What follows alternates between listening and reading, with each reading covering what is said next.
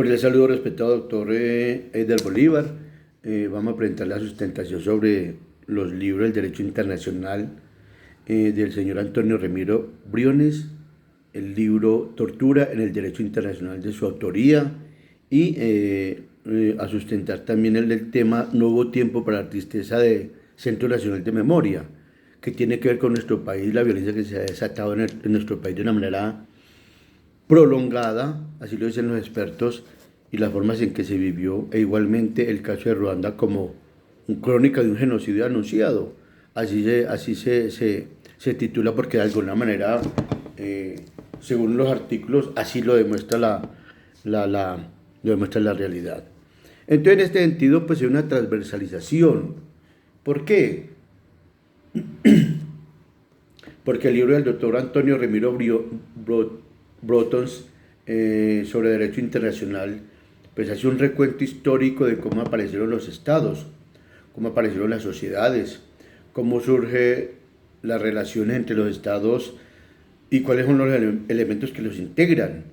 Además que cómo la costumbre, el derecho consuetudinario, el derecho internacional, la soberanía y otros conceptos, pues ayudan a definir normativamente el derecho internacional y el derecho comparado contribuye de alguna manera para que se estos fenómenos. Entonces este libro nos sirve como sustento, como soporte para entender lo que pasó en estos dos casos. E igualmente el libro de la tortura de su autoría, pues también nos dice cómo aparece la tortura en el tiempo, cómo desde la antigüedad ya se practicaba este tipo de comportamiento humano, social y colectivo, porque recuérdese que del Estado, primero en los grupos tribales, posteriormente en la antigüedad con la iglesia y con los reyes y los nobles, y posteriormente en algunos estados hasta el siglo XIX, donde se logró a través de convenios internacionales, que usted lo expresa muy magistralmente en el libro, se logró regular y rechazar y que haya una especie de repudio público y ciudadano frente a este tipo de actuaciones de los estados o de los grupos o de grupos étnicos con el fin de exterminarse. Entonces la forma en que el señor Antonio Remiro y en su libro El Derecho Internacional y usted con la tortura abordan estos temas nos permiten a nosotros darnos claridad de cómo fue que se dio el hecho de uno de los hechos más lamentables en el África, en Ruanda, donde casi que hay una responsabilidad de Francia frente a estos hechos, porque inicialmente Belga toma a Ruanda como colonia y allí hay una unión con los Tutsis, hay una favorabilidad de los belgas con los Tutsis como grupo étnico para dominar a Ruanda, ¿cierto? Frente a esta dominación, pues de alguna manera también hay una especie de violencia y de confrontación entre estos dos grupos étnicos. Y en 1962, cuando se da la independencia de Ruanda, el grupo étnico, los Hutus, logran el poder. Ya venían los Hutus y los Tutsis con esa confrontación étnica y de territorialidad histórica asustada por los belgas, pero aquí los Hutus encuentran una especie de favorecimiento del gobierno francés, porque ellos son francoparlantes, y empieza una dictadura y empiezan los famosos pogrom. Los pogrom nacen en la Unión Soviética, en la Rusia zarista, y es donde grupos de ciudadanos cogen a familias y grupos étnicos y los matan, los exterminan. Lo mismo pasó aquí después de 1962 con los Tutsis. Hay una especie de exterminio sistemático de los Tutsis por parte de los Hutus. Entonces, así las cosas, los Hutus logran el poder y en 1990 hay una asistencia militar muy considerable del gobierno francés, porque además Ruanda está en un sitio estratégico donde le abre un gran espacio, es el camino, como el camino para llegar a Zaire, que es una zona muy rica, que los franceses lo estaban pretendiendo, entonces logran, apoyan con mayor empeño a los Hutus y con asistencia militar, pero ya en 1990 esa asistencia militar ya se convierte en un problema también, porque ya hay una especie de violencia. Entonces logran una paz que no logra convencer al gobierno del dictador que en ese momento estaba, que era un Hutu, y la firma con el Frente Patriótico Ruandés, que es de los Tutsis, que logra refugiarse en Zaire, en otro país, en un país vecino, creo que es en Uganda, y frente a estos hechos violentos, entonces ya firman esta paz fingida, pero de 1990 en adelante ya hay un conflicto entre ellos mucho más profundo y hay una especie como, sigue una sistemática tortura, muerte, desplazamiento de los Tutsis. Así que al firmar la paz, muchos militares y miembros del gabinete del dictador ruandés lo matan mediante un acto terrorista y muere él con su primer ministra, y ya los extremistas Hutus se toman el poder. Ya en 1994 ocurre este atentado, y en abril de 1994, de abril, mayo y junio, ya desde directrices del mismo gobierno de los Hutus, dirigido por extremistas, comienza el exterminio de los Tutsis. Es decir, fue una de las historias más duras, porque muchos la vivimos pues por el intermedio de los anuncios de los medios de comunicación, que nos decían lo que está pasando allá, que en 90 días mataron casi 1 millón de personas, de Tutsis, a punta de garrote, de machete, de apaleamiento, una cosa muy atroz. A los 3 meses termina la confrontación, y a los años pues se logra detener a algunos miembros de la que fueron los que gestaron la masacre, el genocidio masivo de este grupo étnico, porque algunos se refugiaron en los países vecinos, otros con la ayuda del gobierno francés se fueron para otros países, que inclusive dicen que hasta hace poquito todavía vivían en Francia sin que les haya pasado absolutamente nada, miembros de este grupo étnico que exterminó los Hutus, que exterminó a los Tutsis de una manera muy brutal, y que esto prácticamente se quedó en la impunidad. Entonces hay sitios de memoria ya en Ruanda recordando estas masacres, y han tratado con la ayuda de Naciones Unidas de que haya una pacificación, una reconciliación en el país, porque afortunadamente pues muchos de estos grupos y de los que alzaron en arma pues son vecinos. Entonces cuentan unos relatos muy espeluznantes de cómo inclusive la Iglesia Católica participó de alguna manera también en este proceso de exterminio. Entonces aquí también nuevamente entra un organismo internacional como la Corte Penal Internacional, entran derechos humanos, entran en la ayuda humanitaria, que inclusive en el relato que se hace en YouTube, pues se cuenta que cuando Naciones Unidas le ordenó a Francia que entrara para que controlara estas masacres, se fueron casi que armados. No hubo ninguna acción humanitaria del ejército francés.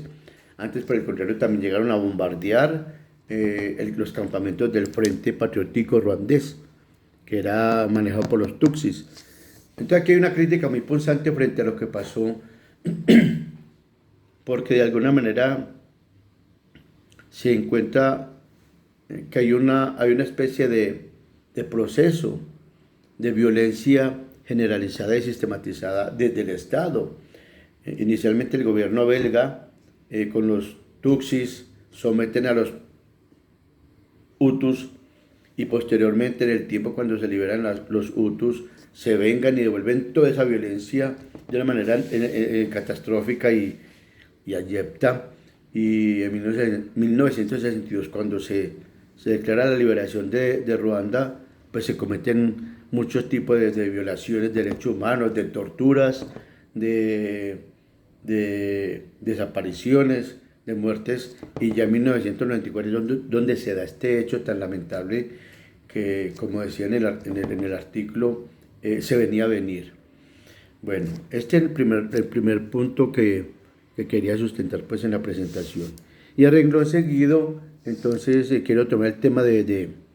Centro Nacional de Memoria, que me parece muy importante lo que ha hecho la JEP, pero que antes de la JEP ya se están construyendo centros de memoria en todo el país,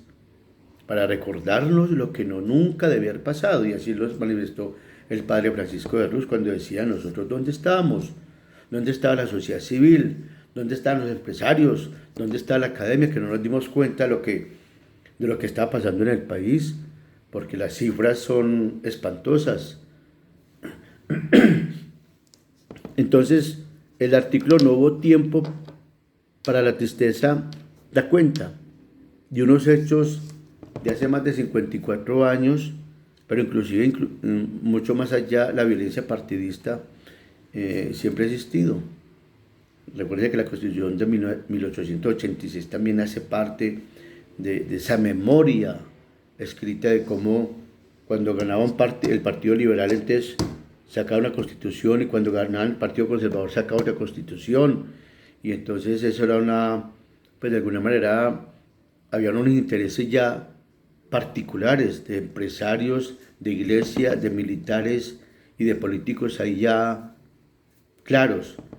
Y en ese entonces pues estaba el Partido Liberal y el Partido Conservador, pero de 54 años para acá, pues de todas maneras siguió la violencia, pero de una manera mucho más sistemática, más fuerte, y aparecen ya ahorita, dentro de un tiempo para acá muy breve, unos 5 años atrás, ya empieza como a sumarse y a ir atando cabos, ir sumando. Entonces, que aquí había unos desaparecidos, que aquí había un desplazado, que aquí había un muerto, que había... Entonces empiezan a unir todos los cabos, porque desafortunadamente la forma en que fueron eliminando las personas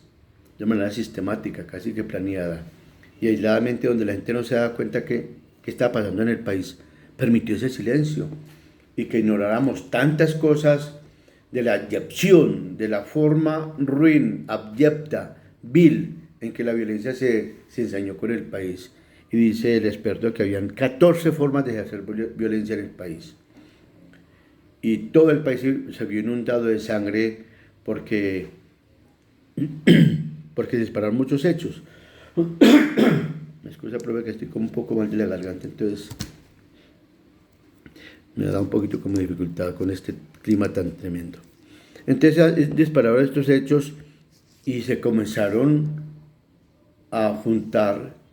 y a cada uno en ciertas regiones del país como a contar la historia, a encontrarse las personas que habían sido víctimas de la violencia. Y el país se dando cuenta que no son ni 5, ni 10, ni 20, ni 30,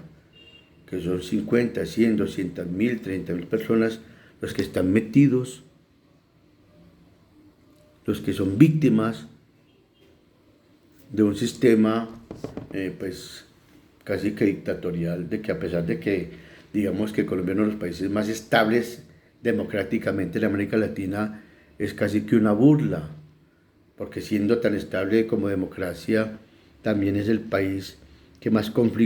tiene un conflicto armado interno más desastroso y más abyecto, donde más se han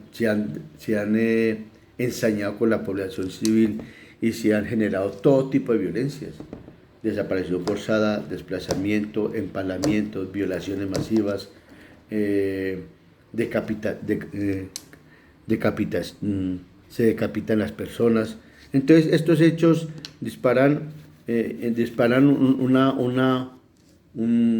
un movimiento de memoria que se niegan a olvidar y a dejar sepultado en el olvido lo que han vivido. Pues digo yo que gracias a Dios hoy nos estamos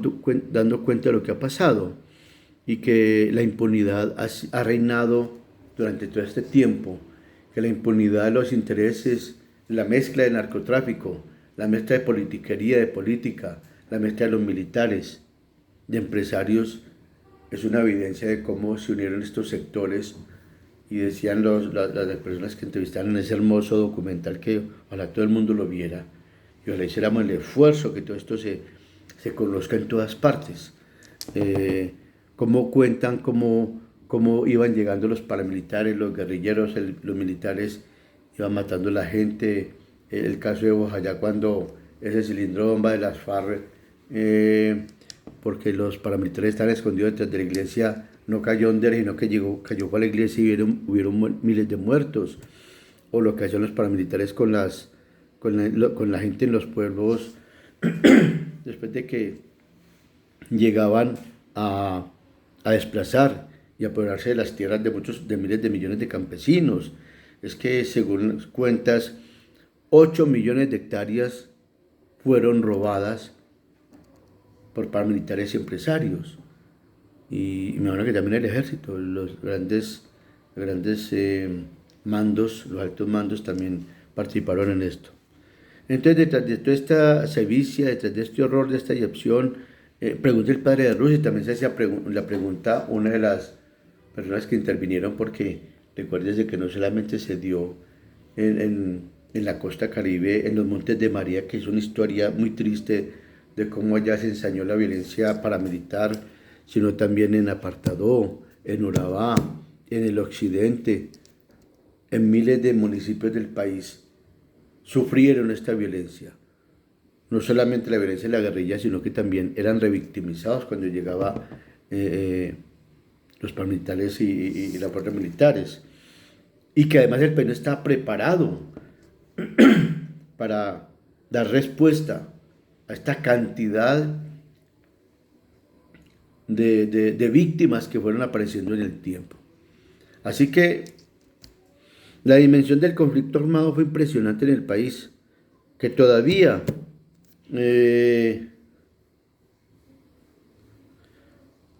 no se ha resuelto nada, que la impunidad sigue rampante, que 220.000 personas fueron muertas en 50 años de violencia, que la violencia se radicalizó después de 1991, cuando llega la Constitución del 91, que creíamos que la Constitución iba a ser la panacea,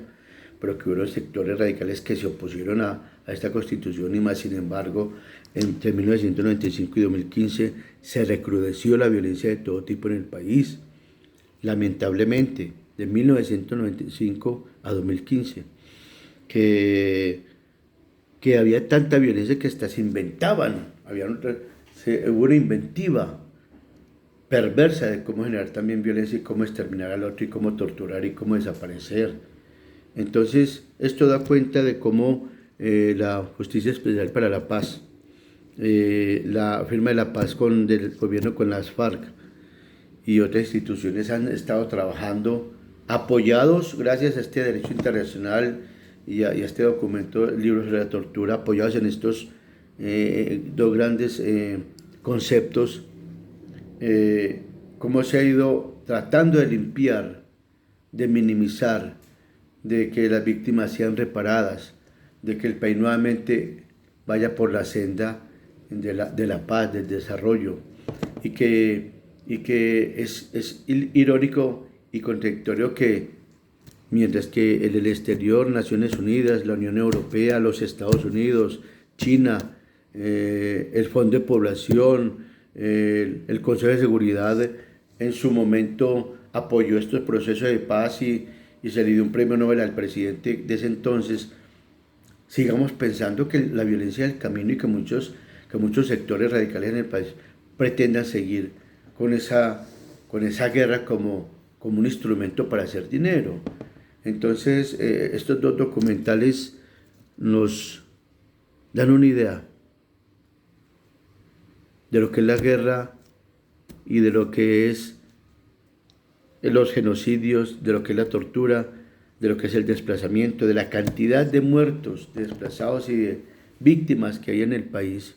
no solamente aquí, sino también en Ruanda, y que hoy, desafortunadamente, hoy estemos viviendo otra guerra mucho más retirado entre Rusia y Ucrania, y que se están atizando.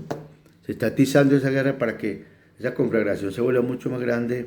y que igualmente hay también aires como vientos de guerra, como hay un libro muy interesante sobre ese tema, una especie de novela de la Segunda Guerra Mundial, esos vientos de guerra que también están soplando entre China y Taiwán, y ya las dos Coreas están en estado de alerta frente a cualquier intromisión o cualquier intento de inicio de una conflagración. Entonces, con estos documentos creemos y considero que hacemos un buen cierre con respecto a esta materia que, la verdad, con su compromiso, con su experiencia, con su experticia, y por supuesto, pues, obvio que hay que reconocerle, pues, y además que con los doctorados que tiene, los postdoctorados, pues, esto nos ha permitido a nosotros tener unas herramientas mucho más valiosas para entender mucho más la materia, especialmente estos conceptos de derecho internacional humanitario, de, de los derechos,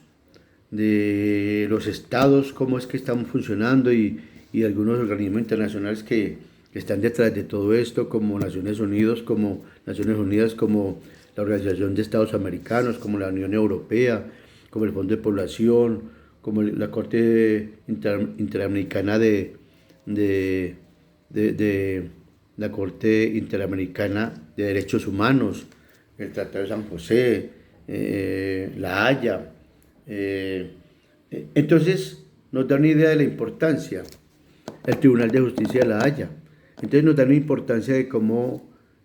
frente al derecho internacional creo que tenemos unas buenas herramientas para poder entender y comprender esta dinámica internacional no solamente en el mundo, sino también en la dinámica interna de la violencia de la que hemos sido víctimas durante mucho tiempo.